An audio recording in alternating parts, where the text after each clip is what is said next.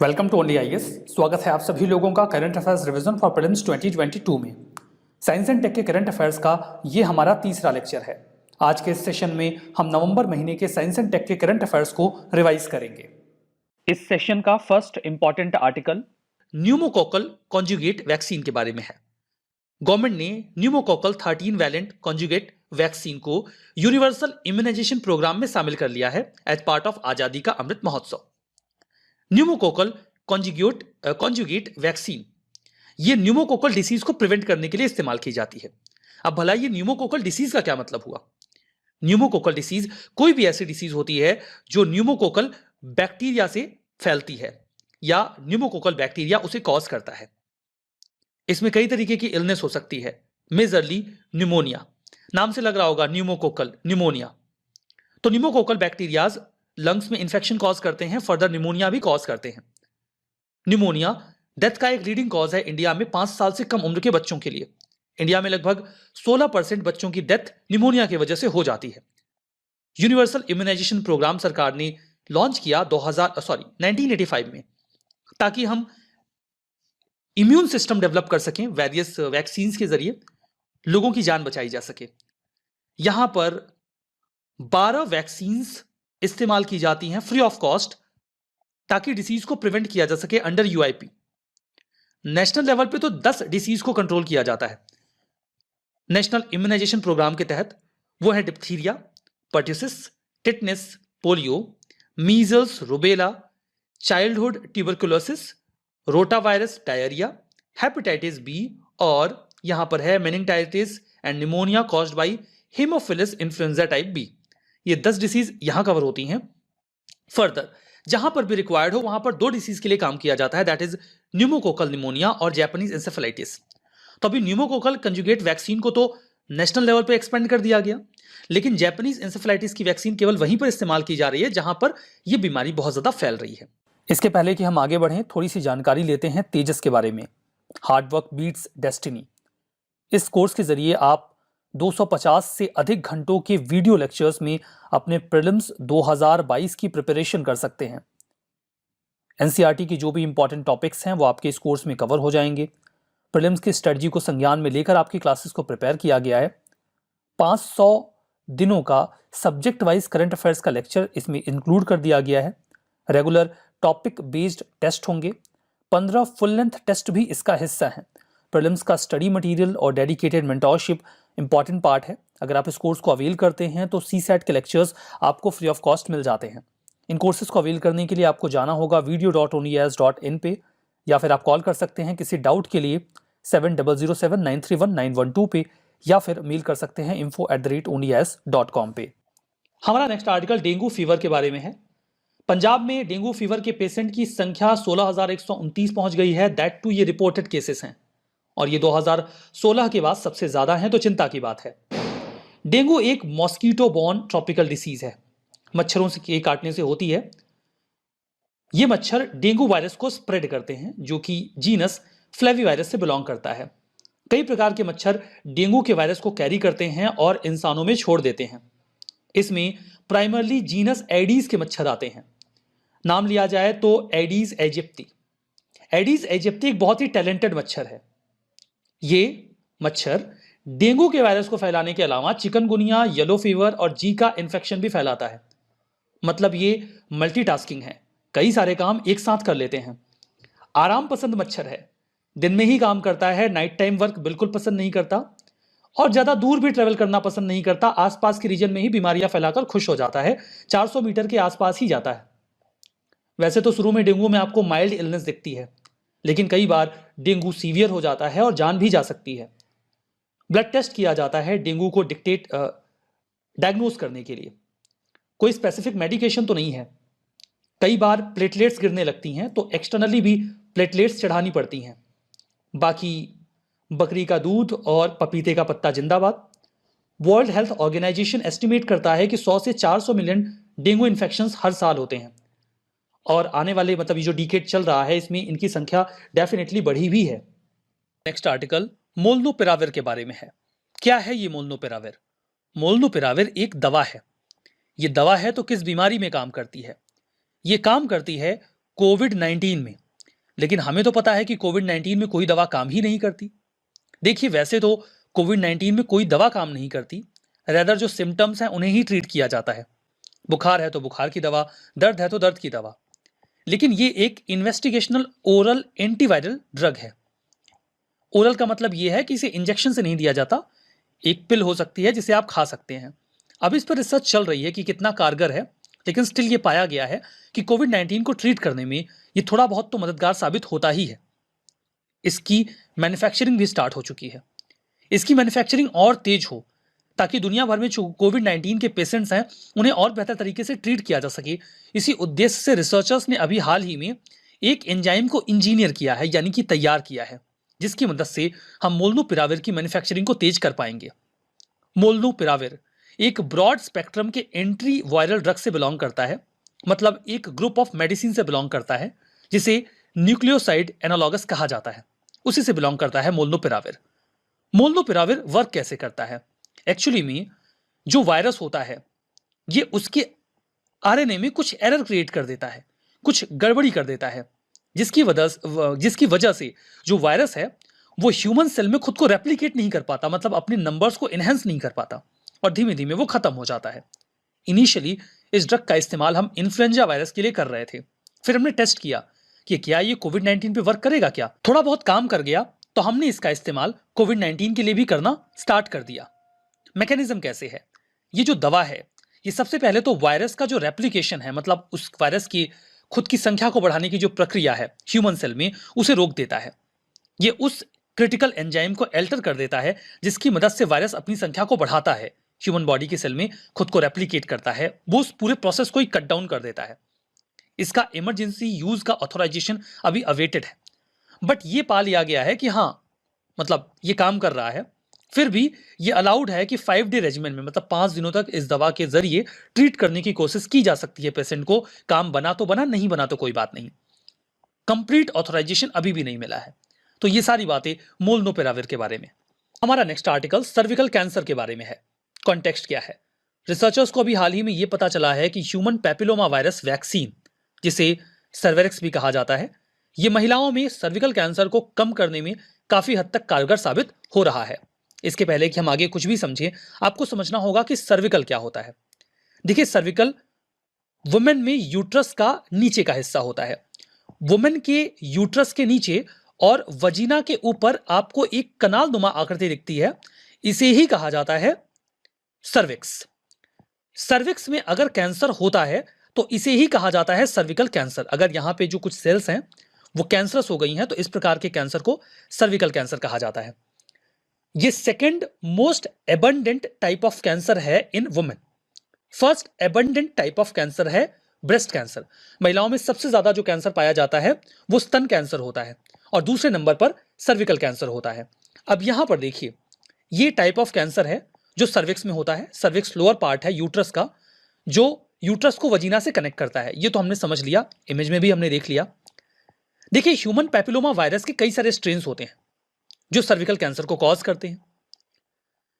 Human papilloma virus से अगर किसी वुमेन की बॉडी एक्सपोज होती है तो जो हमारी बॉडी का इम्यून सिस्टम है वो हार्म करने से रोकता है। लेकिन अगर ये वायरस काफी लंबे समय तक सर्विक्स में प्रेजेंट रह गया तो वो बाद में सर्विकल सेल्स को कैंसरस बना देता है और वहां पर कैंसर कॉज हो जाता है। एचपीवी वैक्सीन, जिसे हम सर्विक्स बोलते हैं, ये 2 प्रकार के सर्विकल कैंसर के खिलाफ काम करता है, या 2 प्रकार के ह्यूमन पैपिलोमा वायरस के खिलाफ काम करता है, उनके 2 स्ट्रेन के खिलाफ। स्ट्रेन मतलब उसके कई सारे प्रकार। एचपीवी 16 और एचपीवी 18, इनके खिलाफ ये जो वैक्सीन है ये कारगर साबित होती है। ह्यूमन पैपिलोमा वायरस की बात करें तो ये मोस्ट कॉमन वायरल इंफेक्शन है जो रिप्रोडक्टिव ट्रैक्ट में होता है, मतलब जो रिप्रोडक्टिव सिस्टम है वहां पर ये कैंसर कॉज कर सकता है या इंफेक्शन कॉज करता है। वैसे तो ह्यूमन पैपिलोमा वायरस के 100 से ज्यादा टाइप हैं, लेकिन इनमें 40 टाइप ऐसे हैं जो सीधे डायरेक्ट सेक्सुअल कांटेक्ट की वजह से इंफेक्शन कॉज करते हैं। जो 40 हैं, इनमें से 2 जेनिटल वार्ट में इंफेक्शन कॉज करते हैं। जो भी मेल या फीमेल के जेनिटल पार्ट्स होते हैं वहां पर ये इंफेक्शन कॉज करते हैं। अनयूजुअल स्किन ग्रोथ देखने को मिलती है, इसे ही वार्ट कहा जाता है। डजन ऑफ एचपीवी जो हैं वो अलग अलग तरीके के कैंसर को कॉज करते हैं। इसके लिए अलग अलग तरीके की वैक्सीन भी होती हैं। एचपीवी वैक्सीन के टाइप यहाँ पे बताए गए हैं। तो एक तो है क्वाड्रीवैलेंट वैक्सीन। क्वाड्रीवैलेंट में जो वर्ड है क्वाड, आप समझ रहे हैं, क्वाड का मतलब होता है चार। मतलब ये चार प्रकार के एचपीवी वायरस के खिलाफ कारगर है। एचपीवी 16, 18, 6 और 11, जिनमें से 6 और 11 ये जेनिटल पार्ट में कैंसर कॉज करते हैं। दूसरा है बाईवैलेंट वैक्सीन। बाई से स्पष्ट है कि ये दो प्रकार के कैंसर में काम करता होगा, जिसे सर्वेलेक्स बोलते हैं, जिसकी अभी हम बात कर रहे थे। ये एचपीवी 16 और 18 के तहत काम करता है, मतलब उसके लिए काम करता है। और इसके अलावा होता है नॉन वैलेंट वैक्सीन, जिसे गैडिसिल 9 कहते हैं। ये लगभग 9 प्रकार के एचपीवी स्ट्रेन के खिलाफ वर्क करता है। जो वैक्सीन है ये गर्ल्स और वुमेन में सर्विकल कैंसर होने से पहले अगर दे दिया गया तो उसके खतरे को पूरी तरीके से खत्म कर देता है, या काफी हद तक खत्म कर देता है, पूरी तरीके से तो नहीं कह सकते। हमारा नेक्स्ट आर्टिकल पोलराइज्ड लाइट के बारे में है। लाइट के पोलराइजेशन के जरिए हम कई सारे ऐसे प्लैनेट्स के एटमॉस्फेयर को स्टडी कर सकते हैं जो हमारे सन के नहीं बल्कि किसी और स्टार के चारों ओर चक्कर लगाते हैं। ऐसा एस्ट्रोनॉमर्स ने इंडिया के हाल ही में समझा है, जहां पर उन्होंने ये बोला कि ऐसा कोई प्लैनेट जो सन के अलावा किसी और स्टार को स्टडी कर रहा है, अगर उससे इमिट होने वाली लाइट को हम पोलराइज कर लेते हैं तो हम उसके एटमॉस्फेयर का जो कंपोजिशन है उसे बढ़िया तरीके से समझ सकते हैं। ये तो कॉन्टेक्स्ट रहा। अब पोलराइज्ड लाइट का क्या मतलब होता है, समझिए। लाइट का एक सिंपल सा कैरेक्टरिस्टिक होता है कि लाइट इलेक्ट्रोमैग्नेटिक वेव होती है। इलेक्ट्रोमैग्नेटिक वेव होती है। अब यहां पे दो वर्ड्स हैं, इलेक्ट्रो और मैग्नेटिक। मतलब इसमें इलेक्ट्रिक प्रॉपर्टी होती है और मैग्नेटिक प्रॉपर्टी भी होती है। तो जब भी लाइट किसी डायरेक्शन में ट्रेवल करती है तो उसके साथ वाइब्रेशन के फॉर्म में इलेक्ट्रिक फील्ड और मैग्नेटिक फील्ड ट्रेवल करता है। लाइट के पोलराइजेशन में जो रोल होता है वो उसके इलेक्ट्रिक फील्ड का होता है। समझने वाली बात यह है कि जब भी लाइट ट्रेवल करती है, सपोज करिए जो टॉर्च है, इससे हमने लाइट की बीम को छोड़ा है, तो ये लाइट जो निकलेगी वो अनपोलराइज्ड होगी। लाइट के अनपोलराइज्ड होने का मतलब यह है कि इसका जो इलेक्ट्रिक फील्ड है उसका डायरेक्शन किसी भी दिशा में हो सकता है, किसी भी दिशा में हो सकता है। जैसे यहां पर दिखाया गया है अनपोलराइज्ड लाइट को। अनपोलराइज्ड लाइट का जो इलेक्ट्रिक फील्ड है वो वाइब्रेशन के फॉर्म में किसी भी डायरेक्शन में हो सकता है। जैसे इसका डायरेक्शन देखिए, जब अनपोलराइज्ड है तो एक तो इधर है, एक इधर है, एक इधर है, एक इधर है, मतलब किसी भी डायरेक्शन में ये स्कैटर्ड है। स्टडी के पर्पज से लाइट को पोलराइज किया जाता है ताकि उसे सिस्टमैटिकली स्टडी किया जा सके। इसके लिए सिंपली हमें एक पोलराइजर की आवश्यकता होती है। एक पोलराइजर जिसमें कुछ डायरेक्शंस डिफाइन कर दिए जाते हैं। जैसे यहां पर एक लाइन ड्रॉ की गई है जो स्ट्रेट है। इसका मतलब यह है कि ये बाकी डायरेक्शंस का जो पोलराइजेशन है, जो इलेक्ट्रिक फील्ड अलग अलग दिशा में भटक रहा है, ये उसको ब्लॉक कर देगा। और इस लाइन में जो स्पेस है, ये स्पेस एक स्पेसिफिक डायरेक्शन के ही मैग्नेटिक फील्ड को या वाइब्रेशन को क्रॉस करने देगा। मतलब इसने सारी वाइब्रेशंस या जो अलग अलग डायरेक्शन में मैग्नेटिक फील्ड था उसे ब्लॉक किया और केवल इस डायरेक्शन के मैग्नेटिक फील्ड को अलाउ किया इसके इस पार आने को। तो जब लाइट का मैग्नेटिक फील्ड या वाइब्रेशन यूनिडायरेक्शनल हो जाता है तो उसे कहा जाता है लाइट का पोलराइज होना, या लाइट का या प्रकाश का ध्रुवीकृत हो जाना। इसी के जरिए यहां पर वेरियस प्लैनेट्स के एटमॉस्फेयर को स्टडी करने की बात चल रही है। उसी बात को यहां आसान भाषा में लिखा गया है कि जब लाइट ट्रेवल करती है वेव्स के फॉर्म में तो वो अप और डाउन वाइब्रेट करती है। ये अप और डाउन किसी फिक्स डायरेक्शन में नहीं होते, किसी भी डायरेक्शन में हो सकते हैं, वर्टिकल, हॉरिजॉन्टल या किसी भी एंगल में जो पॉसिबल है। जो पोलराइज लाइट होती है उसमें जो वाइब्रेशन होता है उसका केवल एक एंगल होता है। लाइट जो है उसे एक पोलराइजिंग फिल्टर के जरिए पोलराइज किया जाता है और एक डायरेक्शन में अलाइन कर दिया जाता है। छोटा सा, only a small selection of the wave can pass through, जो हम बात कर रहे थे, बाकी वो ब्लॉक कर देगा, केवल एक डायरेक्शन के जो वेव्स हैं उनको क्रॉस करने देगा। जैसे हम सनग्लासेस का इस्तेमाल करते हैं तो वो ब्राइटनेस को कम कर देता है, हमारे विजन को कॉम्प्रोमाइज किए बिना हमें जो लाइट है उसे देखने देता है। तो मुझे उम्मीद है कि ये वही बात लिखी है जो मैंने आपको समझाई है और अब आप इसे समझ भी गए हैं। हमारा नेक्स्ट आर्टिकल स्वर्ण जयंती फेलोशिप स्कीम के बारे में है। 17 वैज्ञानिकों को पूरे भारत से अभी हाल ही में स्वर्ण जयंती फेलोशिप ग्रांट की गई है उनके इनोवेटिव रिसर्च आइडियाज के लिए। अगर कोई साइंटिस्ट किसी नए एरिया में बहुत बढ़िया इनोवेशन करता है तो सरकार उन्हें उनके काम को आगे बढ़ाने के लिए फेलोशिप देती है। ये काइंड ऑफ सपोर्ट होता है। इसे इंस्टीट्यूट किया गया था जब इंडिया ने अपनी 50वीं इंडिपेंडेंस सेलिब्रेट की थी तब। यहाँ पर ना केवल उन्हें मदद दी जाती है बल्कि सपोर्ट भी किया जाता है यंग साइंटिस्ट को, ताकि वो साइंस एंड टेक के फील्ड्स में आगे जाएं और बढ़िया इनोवेशन करें। इस स्कीम के तहत जो भी अवार्डी होते हैं उन्हें मदद दी जाती है साइंस एंड टेक के द्वारा, department of science and tech यानी कि डीएसटी के द्वारा। इसके तहत उन्हें 25,000 पर मंथ की फेलोशिप दी जाती है 5 सालों तक। Department of science and tech जो सपोर्ट देता है वो तो देता है, इसके अलावा उन्हें 5 लाख रुपए का एडिशनल सपोर्ट दिया जाता है 5 सालों के लिए, ताकि वो अपनी रिसर्च पर और बढ़िया काम कर सके। इसके अतिरिक्त अगर उन्हें कोई इक्विपमेंट चाहिए, कई बार इक्विपमेंट बहुत महंगे होते हैं, वो अपनी रिसर्च में जो उन्हें फेलोशिप मिल रही है या जो पैसा उन्हें एडिशनल मिल रहा है उसमें वो इक्विपमेंट नहीं खरीद पाएंगे। उन्हें कोई कंप्यूटेशनल फैसिलिटी चाहिए, कोई बहुत हाई परफॉर्मिंग कंप्यूटर चाहिए, consumables, contingencies, national international travel और बाकी जो स्पेशल रिक्वायरमेंट्स हैं उनके लिए भी सरकार खर्च उठाती है, ताकि वो R&D रिसर्च एंड डेवलपमेंट में बढ़िया काम कर सकें। हमारा next article DBT star college mentorship programme के बारे में है। डीबीटी यहाँ पर स्टैंड करता है डिपार्टमेंट ऑफ बायोटेक के लिए। यूनियन मिनिस्टर ने भी लॉन्च किया है फर्स्ट एवर यानी कि पहली बार इस प्रकार का कोई initiative, mentorship programme for young innovators. India 75th anniversary मनाने वाला है अपने इंडिपेंडेंस की, उसी दौरान उसी संज्ञान में इसे लॉन्च किया गया है। इस प्रोग्राम में देखिए होगा क्या कि हम एक कॉलेज को स्टार कॉलेज डिक्लेयर करेंगे जो बहुत बढ़िया परफॉर्मिंग कॉलेज होगा।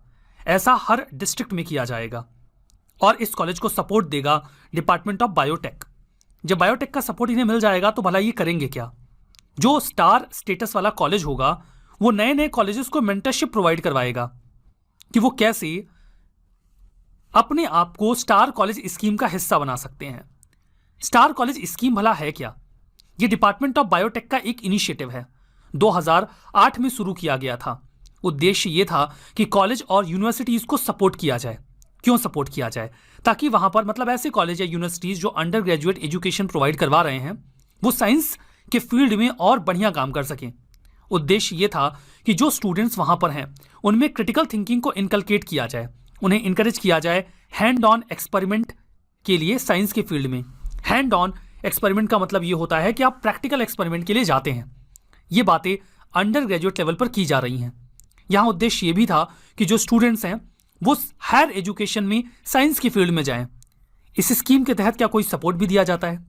इस स्कीम के माध्यम से डिपार्टमेंट ऑफ बायोटेक आइडेंटिफाई करता है उन कॉलेजेस को जिनके पास पोटेंशियल फॉर एक्सीलेंस है और फिर उन्हें सपोर्ट प्रोवाइड करवाया जाता है, ना केवल एकेडमिक इंफ्रा के लिए बल्कि लेबोरेटरी एक्टिविटीज़ के लिए भी। लैब के लिए कोई इक्विपमेंट चाहिए या ऑल टुगेदर कोई नया लैब चाहिए तो उसके लिए फाइनेंशियल असिस्टेंस भी मिल जाएगा। जो सपोर्ट है वो इस प्रकार से दिया जाता है ताकि एक्सपेरिमेंटल साइंस जो है वो आगे बढ़े। आर्टिकल लियोनिड मीटियोर शावर के बारे में है। इस साल का एनुअल नवंबर लियोनिड मीटियोर शावर स्टार्ट हो चुका है। समझेंगे ये पूरा मामला क्या है, लेकिन उसके पहले मैं आपको बताना चाहूँगा कि मीटियोर का क्या मतलब होता है। इनफैक्ट मैं आपको केवल मीटियोर का नहीं बल्कि एस्ट्रॉइड, कॉमेट, मेटेराइड और मेटेराइड सबका मतलब बता देता हूँ, इनका काम लगेगा। एस्ट्रॉइड ये relatively small inactive Rocky body होती हैं जो सूर्य के चारों ओर चक्कर लगाती हैं। जब हम कह रहे हैं रिलेटिवली स्मॉल, इसका मतलब ये नहीं कि पत्थर जितने बड़े होते हैं। हम अर्थ या फिर किसी दूसरे प्लेनेट के कंपैरिजन में इनकी तुलना करते हैं। ऐसा माना जाता है कि एस्ट्रॉइड उसी समय बने थे जब हमारा सोलर सिस्टम बन रहा था, बट ये एक्यूमुलेट नहीं हो पाए हमारे प्लैनेट्स के साथ, इसीलिए वो अलग थलग पड़ गए।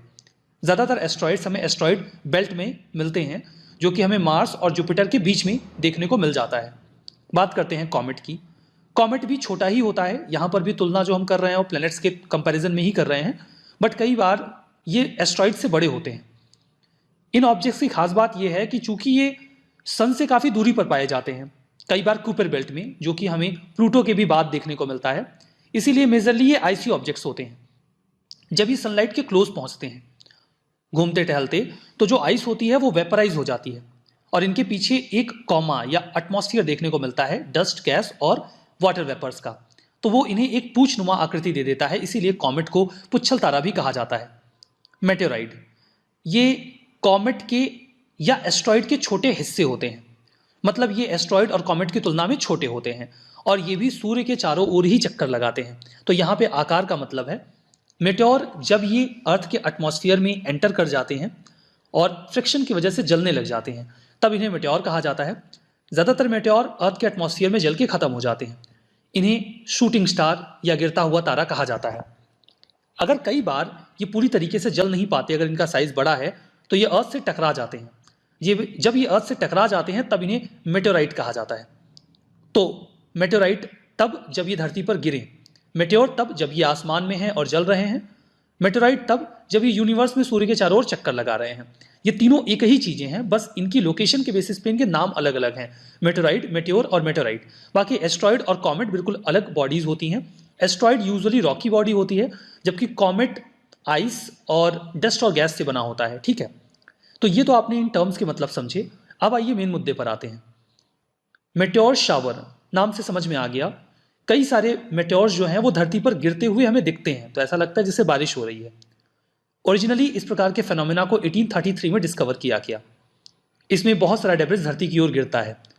ये डेब्रिस एक्चुअली में एक कॉमेट का पार्ट होता है, यानी कि पुच्छल तारे का हिस्सा होता है, जिसे नाम दिया गया है 55P टेम्पल टटल। ये जो डेब्रिस कलेक्ट करता है ये कॉन्स्टलेशन लियो से कलेक्ट करता है। कॉन्स्टलेशन हमारे आसमान में, अंतरिक्ष में तारों के समूह को कहा जाता है। हिंदी में आप इन्हें नक्षत्र कहते हैं। तारों के वो समूह जो कोई आकृति बनाए उन्हें कॉन्स्टलेशन कहा जाता है। जैसे लियो, इसे आप सिंह भी कह सकते हैं। ये तारों का एक स्ट्रक्चर तैयार हो जाता है। अगर आप इन स्टार्स को मिला देते हैं तो एक शेर की आकृति बन जाती है, इसीलिए इसे लियो कहा जाता है। ये जो कॉमेट है 55P टेम्पल टटल दो साइंटिस्ट का नाम है जिन्होंने इसे डिस्कवर किया था। ये 33 ईयर्स में सन के चारों ओर एक चक्कर लगा लेता है। हर 33 साल में इन मेटेओर्स के धरती पर ये आने का जो फ्रिक्वेंसी है बहुत ज़्यादा हो जाती है, तो उसे हम मेटेओर शावर की बजाय मेटेओर स्टॉर्म कहते हैं। शावर तब कहते हैं जब ये 1 घंटे में 20 से 25 धरती की ओर आ रहे हों।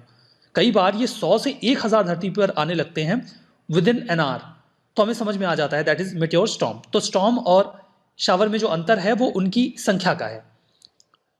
लेनोराइट को फायरबाज भी कहा जाता है, बिकॉज ये जो आते हैं धरती की ओर बड़ी संख्या में आते हैं और गिरते हुए आग के गोले की तरह होते हैं, या अर्थ ग्रेजर भी कह दिया जाता है, अर्थ ग्रेजर मेटेओर्स, क्योंकि ये काफ़ी नज़दीक तक आकर बर्न होते हैं। मोरओवर जो लियोनिड मेटेओर्स होते हैं ये काफ़ी ज़्यादा तेज़ी से ट्रेवल करते हैं, मतलब 71 किलोमीटर पर सेकेंड की स्पीड होती है इनकी, तो काफ़ी तेज़ भी होते हैं। मेटेओर शावर ये बिट्स या रॉक्स होते हैं या आइस के पार्ट हो सकते हैं जो किसी कॉमेट से अलग हो जाते हैं। ऐसे कॉमेट्स जो सन के चारों ओर चक्कर लगा रहे होते हैं, इसके बारे में बात कर ही चुके हैं। तो मेटेओर शावर जो है वो अर्थ के नज़दीक आने वाले कॉमेट से अलग हो जाते हैं, अर्थ के एटमॉस्फेयर में एंटर कर जाते हैं। ठीक है, क्या ये मेटेओर शावर हमारे लिए नुकसानदेह है? क्या हमारे ऊपर आग के गोलों की बारिश होने वाली है? ऐसा नहीं है। इनकी संख्या छोटी होती है, ये यूजुअली हमारे आसमान में ही बर्न होकर खत्म हो जाते हैं। कभी कभार हो सकता है कोई छोटा टुकड़ा धरती पर आ जाए, नहीं तो ये धरती पर गिर नहीं पाते। हमारा next article critical noise treatment algorithm के बारे में है। इसके पहले कि हम आगे बढ़ें, मैं आपको बताना चाहूंगा कि एल्गोरिदम का मतलब क्या होता है। एल्गोरिदम कोई प्रक्रिया हो सकती है या नियमों का कुछ समूह हो सकता है जिसका इस्तेमाल हम कैलकुलेशंस करते वक्त करते हैं किसी प्रॉब्लम को सॉल्व करने के लिए। इंडिया के जो एस्ट्रोनॉमर्स हैं, कॉन्टेक्स्ट के अकॉर्डिंग मैं आपको बता रहा हूं, उन्होंने ऐसा ही एक एल्गोरिदम डेवलप किया है। एल्गोरिदम का मतलब क्या? एक प्रक्रिया डेवलप की है या नियमों का कुछ समूह तैयार किया है जिसका इस्तेमाल हम कैलकुलेशन करते वक्त कर सकते हैं। आखिर हम क्या कैलकुलेट करने वाले हैं? हम कैलकुलेट करेंगे कुछ डेटा। ये डेटा किससे संबंधित होगा? ये डेटा संबंधित होगा एक्सो प्लैनेट से। भला ये एक्सो प्लैनेट का क्या मतलब होता है? एक्सो प्लैनेट का मतलब होता है ऐसे प्लैनेट्स जो हमारे सन का नहीं बल्कि किसी और स्टार का चक्कर लगाते हैं। अब भला हम किसी ऐसे एल्गोरिदम को डेवलप क्यों कर रहे हैं जिसके माध्यम से हम किसी एक्सो प्लैनेट को स्टडी करें? देखिए, जब भी हम किसी एक्सो प्लैनेट को स्टडी करते हैं उस दौरान हमें कई सारी प्रॉब्लम्स आती हैं। जैसे सपोज करिए ये एक स्टार है और ये एक छोटा सा प्लैनेट है, तो जब ये प्लैनेट इस स्टार के सामने आएगा तो कुछ लाइट हम तक नहीं आ पाएगी।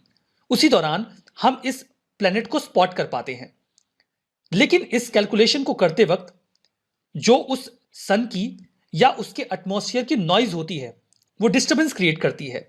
उस नॉइज यानी कि उस शोरगुल की वजह से जो वेरियस इंटरस्टेलर ऑब्जेक्ट्स की वजह से आ रहा होता है, हम कैलकुलेशन नहीं कर पाते। इसी कैलकुलेशन की समस्या का निदान करने के लिए हमने एक एल्गोरिदम तैयार किया है। ये एल्गोरिदम उस नॉइज को, उस शोर को कम कर देगा, जिसके बाद हमें इस डेटा को कैलकुलेट करने में काफी आसानी हो जाएगी। तो एक्सोप्लैनेट ऐसे प्लैनेट होते हैं जो हमारे स्टार का नहीं या सूर्य का नहीं बल्कि किसी दूसरे स्टार का चक्कर लगाते हैं।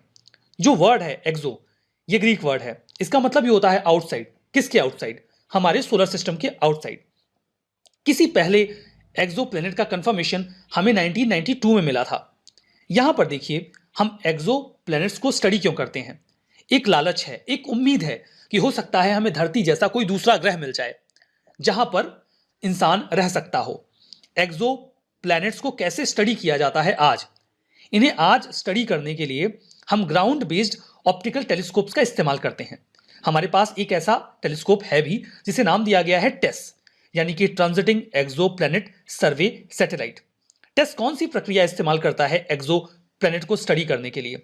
ये इस्तेमाल करता है फोटोमेट्रिक ट्रांजिट मेथड, वही प्रक्रिया जिसमें हम रोशनी का इस्तेमाल करते हैं किसी भी एक्सो प्लैनेट के एग्जिस्टेंस को स्टडी करने के लिए या डिटेक्ट करने के लिए।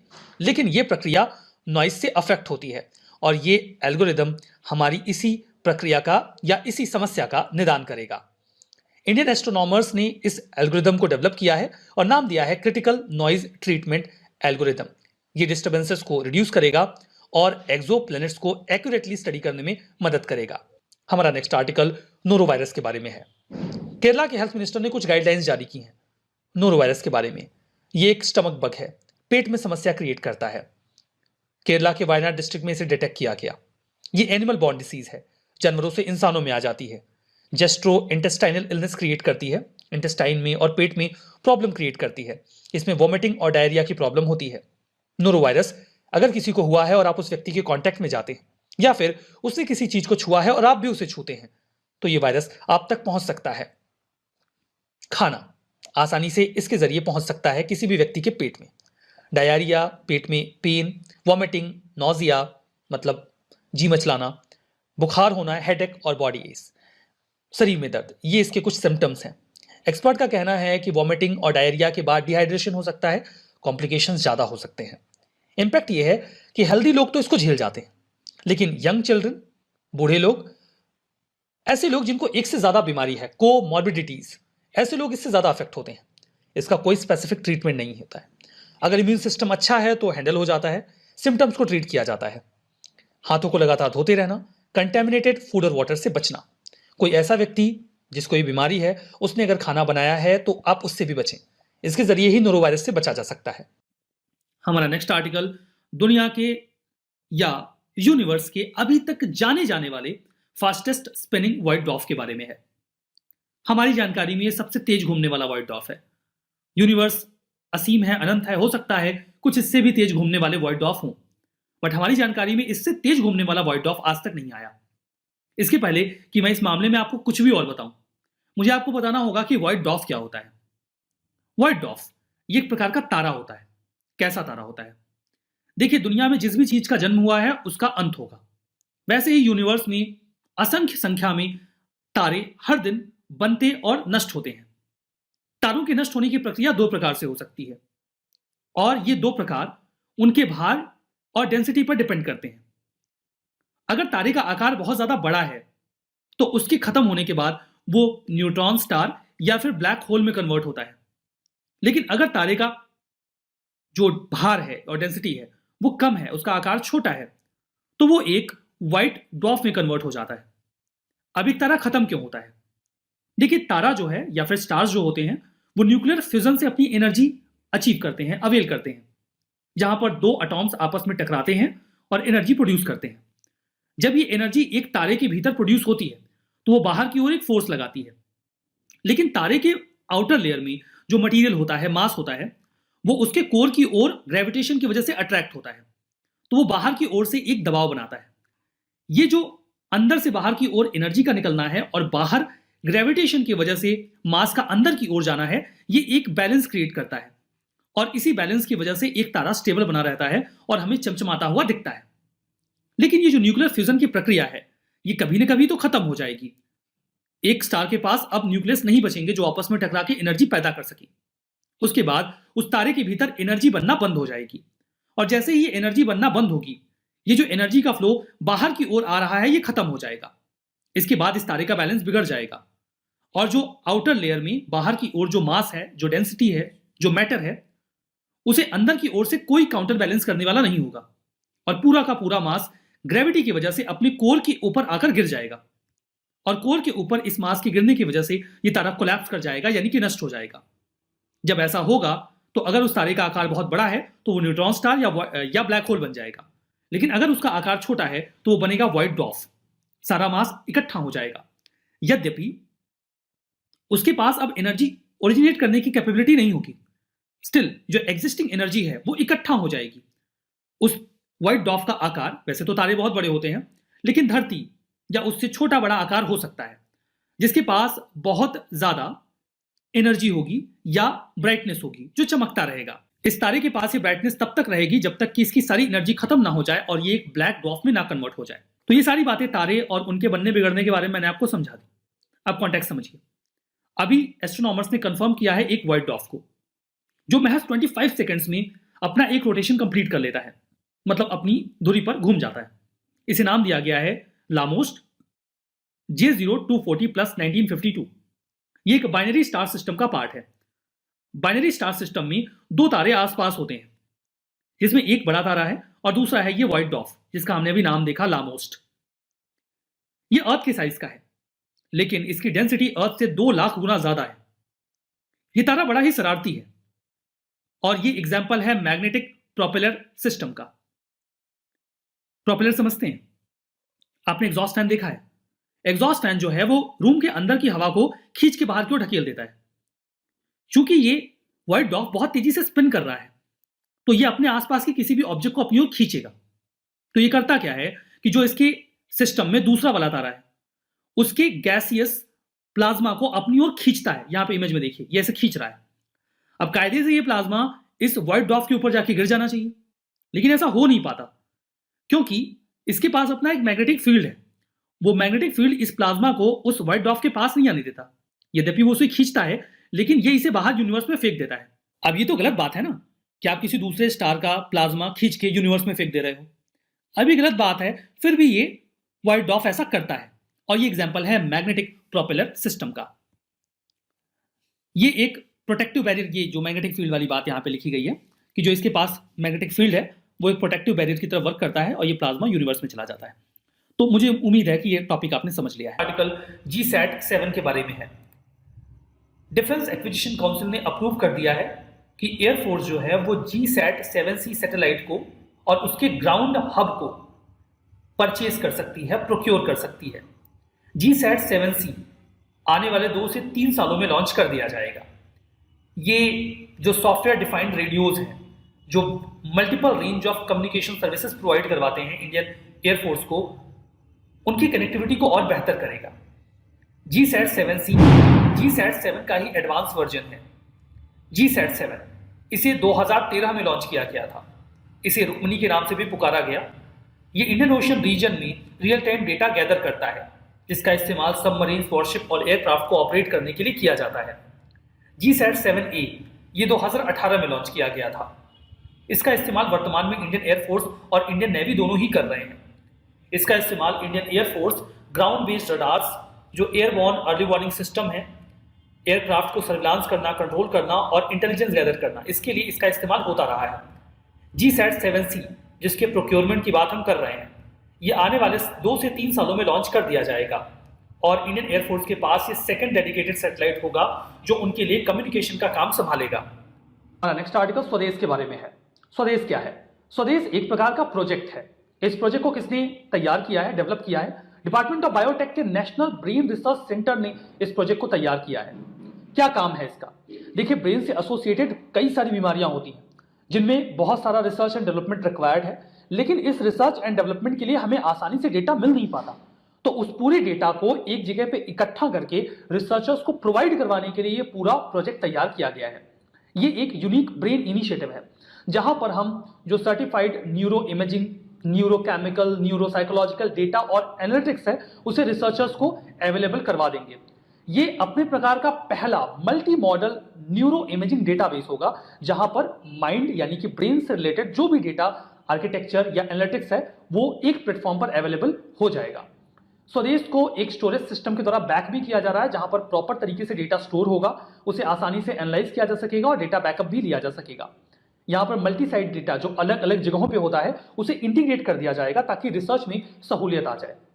बात करते हैं नेशनल ब्रेन रिसर्च सेंटर की। 1999 में इसे स्टैब्लिश किया गया था एक ऑटोनॉमस इंस्टीट्यूशन के रूप में, सोसाइटीज रजिस्ट्रेशन एक्ट ऑफ 1860 के तहत। नोडल मिनिस्ट्री कौन सी है? यह डिपार्टमेंट ऑफ बायोटेक के तहत काम करता है, एक यूनिवर्सिटी की तरह भी डीम्ड है, मतलब वर्क करता है, और गवर्नमेंट ऑफ इंडिया इसे एक इंस्टीट्यूशन ऑफ एक्सीलेंस का दर्जा भी दे चुकी है। इनका ब्रेन के फंक्शंस को स्टडी करने का बेसिकली काम है, और उसमें क्या क्या चीजें रिसर्च के फील्ड में रिक्वायर्ड होती हैं उसके लिए जो भी असिस्टेंस चाहिए वो ये सेंटर देता है। ये लोकेटेड है हरियाणा के मानेसर। वाइजर प्रोग्राम के बारे में है। वाइजर प्रोग्राम का फुल फॉर्म है women's involvement in science engineering research programme. देखिए, महिलाओं का पार्टिसिपेशन साइंस के फील्ड में या रिसर्च एंड डेवलपमेंट में कंपैरेटिवली कम देखने को मिलता है। इनिशिएटिव लेने की जरूरत है ताकि उनके पार्टिसिपेशन को बढ़ाया जा सके। अपने प्रकार का पहला प्रोग्राम है जहां पर हम रिसर्च और साइंस के डेवलपमेंट में महिलाओं की एंट्री को प्रमोट कर रहे हैं, दैट टू लैटरल फॉर्म में, मतलब उन्हें डायरेक्ट एंट्री दे दी जाएगी। इसे लॉन्च किया गया है Indo German science and technology centre के द्वारा, जहां पर हम महिलाओं को रिसर्च एंड डेवलपमेंट के प्रोजेक्ट में इंकरेज करने की कोशिश करेंगे। फीचर्स ये हैं कि एंट्री लैटरल दे दी जाएगी, मतलब सीधे एंटर करवा दिया जाएगा, कोई एज लिमिट नहीं है। सिग्निफिकेंस ये होगी कि इससे साइंस एंड टेक के फील्ड में जेंडर इक्वलिटी बढ़ेगी और महिलाओं का पार्टिसिपेशन भी एनहांस होगा। हमारा फर्स्ट आर्टिकल पैसिफाई प्रोजेक्ट के बारे में है। Wide area linear optical polarimeter, इसे आप शॉर्ट में कह सकते हैं वैलो। ये काफी इंपॉर्टेंट इंस्ट्रूमेंट है जो पैसिफाई प्रोजेक्ट में इस्तेमाल किया जा रहा है। इसे पुणे में यानी कि इंडिया में डेवलप किया जा रहा है।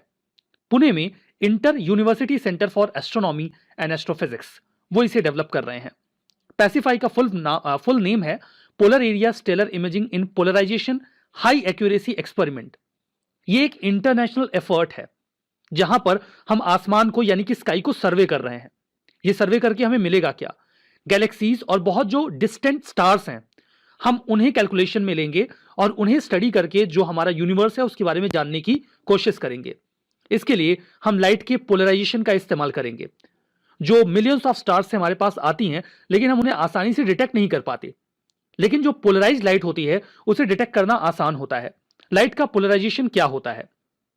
देखिए, लाइट जब भी ट्रेवल करती है तो उसके साथ एक इलेक्ट्रोमैग्नेटिक फील्ड ट्रेवल करता है। वो जो इलेक्ट्रोमैग्नेटिक फील्ड होता है वो किसी भी डायरेक्शन में हो सकता है, हर पॉसिबल डायरेक्शन में हो सकता है, और इसी वजह से जो लाइट का सोर्स है उसे आइडेंटिफाई कर पाना काफी ज्यादा मुश्किल हो जाता है अगर वो लाइट किसी अनआइडेंटिफाइड सोर्स से आ रही हो तो। जैसे यहां आप इमेज में देख सकते हैं, ये मान लीजिए सोर्स ऑफ लाइट है, ये बल्ब हो सकता है, कोई स्टार हो सकता है, कुछ भी हो सकता है। अब यहां पे इसका जो इलेक्ट्रोमैग्नेटिक फील्ड है वो अलग अलग डायरेक्शन में आपको दिख रहा है। इस डायरेक्शन में अगर ये फील्ड्स हैं तो इन्हें स्टडी कर पाना काफी मुश्किल हो जाएगा। हम बीच में लगाते हैं एक पोलराइजिंग फिल्टर जो बाकी सभी लाइट्स के डायमेंशंस को ब्लॉक कर देगा और केवल एक जो लाइट का डायमेंशन है उसे पास थ्रू होने देगा। इसके बाद जो लाइट आती है, देखिए जो ब्लू कलर वाला पूरा पार्ट है ये ब्लॉक हो गया और केवल येलो कलर वाला जो पार्ट है या ऑरेंज कलर वाला ये क्रॉस कर पा रहा है। अभी जो लाइट आ रही है ये पोलराइज्ड है, इस लाइट को स्टडी करना आसान होगा। बिल्कुल ऐसे ही यहां पर देखिए एक जीआईएफ के माध्यम से इसे समझाया गया है। ये अनपोलराइज्ड लाइट आ रही है जो फिल्टर से गुजरने के बाद पोलराइज्ड हो जा रही है। अगर हम किसी इंस्ट्रूमेंट के माध्यम से स्टार से आने वाली लाइट को पोलराइज कर पाएं तो उन्हें स्टडी करना काफी ज्यादा इजी हो जाएगा और यूनिवर्स की गुत्थियों को सुलझाने में मदद मिलेगी। क्या फीचर्स हैं पैसिफाई प्रोजेक्ट के? देखिए, इसमें दो हाईटेक ऑप्टिकल पोलरीमीटर इस्तेमाल किए जा रहे हैं। जैसा कि मैंने आपसे कहा, एक पोलरीमीटर हम इस्तेमाल करेंगे जो स्टार्स की लाइट्स हैं उन्हें पोलराइज करने के लिए, ताकि हम उन्हें आसानी से स्टडी कर सकें। जो हमारा नदन और सदन स्काई है, इन ऑप्टिकल पोलरीमीटर को वहां इस्तेमाल किया जाएगा। इसके जरिए हम स्टारलाइट पोलराइजेशन को आसानी से कैप्चर कर पाएंगे जो बहुत ही फेंट स्टार से आते हैं, बहुत वीक स्टार से, जिनकी लाइट बहुत वीक होती है। इसके जरिए जो डिस्टेंस स्टार्स हैं उनको उनकी जो डिस्टेंस है उसे मेजर करने के लिए हम गैया सैटेलाइट का इस्तेमाल कर लेंगे। गैया सैटेलाइट, इसका फुल फॉर्म है ग्लोबल एस्ट्रोमेट्रिक इंफरोमीटर फॉर एस्ट्रोफिजिक्स। इसके बाद जो डेटा हमारे पास होगा हम उसे कंबाइन करेंगे और फर्दर जो वेलोप है wide area linear optical polarimeter, उसके थ्रू उसे स्टडी करने की कोशिश करेंगे। वेलोप क्या है? एक इंस्ट्रूमेंट है पैसिफाई प्रोजेक्ट का, ये तो हमने सबसे पहले देखा था। ये जो दो ऑप्टिकल टेलीस्कोप हैं जो नदन और सदन स्काई को स्टडी करने के लिए लगाए जा रहे हैं, उसी पे हम माउंट कर देंगे, जिसके माध्यम से हम पोलराइज लाइट को डिटेक्ट करेंगे। गैया की बात करते हैं, ये European space agency astronomical observatory mission है, मतलब कुल मिला के ये यूरोपियन स्पेस एजेंसी का एक मिशन है जहां पर हम गैलेक्सीज के, मिल्की वे और जो अदर यूनिवर्स के कॉम्पोजिशन, फॉर्मेशन या इवोल्यूशंस हैं, उनका एक 3 डायमेंशनल मैप तैयार करते हैं ताकि हम उसे अच्छे से स्टडी कर सकें। जेम्स वेब स्पेस टेलीस्कोप के बारे में है, अक्सर न्यूज में आता रहता है। अभी न्यूज ये आई है कि 2022 दिसंबर के पहले तो नहीं जाने वाला ऑर्बिट में। क्या है ये? देखिए, ये एक जॉइंट वेंचर है, नासा का, यूरोपियन स्पेस एजेंसी का और कनेडियन स्पेस एजेंसी का। रिपीट करता हूं, नासा का, यूरोपियन स्पेस एजेंसी का और कनेडियन स्पेस एजेंसी का। ये इंफ्रारेड ऑब्जर्वेटरी है जो कि जो स्पेस है उसमें ऑर्बिट करेगा, जिसके माध्यम से हम हबल टेलीस्कोप के रिटायर हो जाने के बाद बाकी का जो यूनिवर्स है उसे स्टडी करेंगे। ध्यान देने वाली बात यह है कि इसकी वेवलेंथ हबल स्पेस टेलीस्कोप की तुलना में ज्यादा है। ज्यादा सेंसिटिविटी है उसके साथ ये इंफ्रारेड को कैप्चर करने में कैपेबल है। मतलब ये हबल टेलीस्कोप जो अभी काम कर रहा है उसकी तुलना में ज्यादा एफिशिएंट रहेगा। इसे पहले पुकारा जा रहा था नेक्स्ट जनरेशन स्पेस टेलीस्कोप। 2002 में इसका नाम बदल के नासा के जो एक एडमिनिस्ट्रेटर थे उनके नाम पे रख दिया गया, जिनका नाम जेम्स वेब था। इसमें 6.5 मीटर का प्राइमरी मिरर लगाया गया है जो कि हबल की तुलना में काफी बड़ा है। यह हमारे कॉस्मोस को और अच्छी तरीके से समझने में हमारी मदद करेगा। इसके पास बड़े मिरर्स हैं, ये ज्यादा सेंसिटिविटी के साथ इंफ्रारेड को कैप्चर कर सकता है। इसके जरिए हम कोशिश ये करेंगे कि जब हमारे यूनिवर्स का निर्माण हुआ था तो जो तारे बने थे हम उनकी लाइट को डिटेक्ट करके स्टडी करें। मतलब 13.5 बिलियन ईयर्स एगो जो यूनिवर्स तैयार हुआ था उसके जो भी रेमिनेंट्स हैं उन्हें स्टडी करने का ट्राई करेंगे। तो आज के इस सेशन में बस इतना ही। Thank you very much.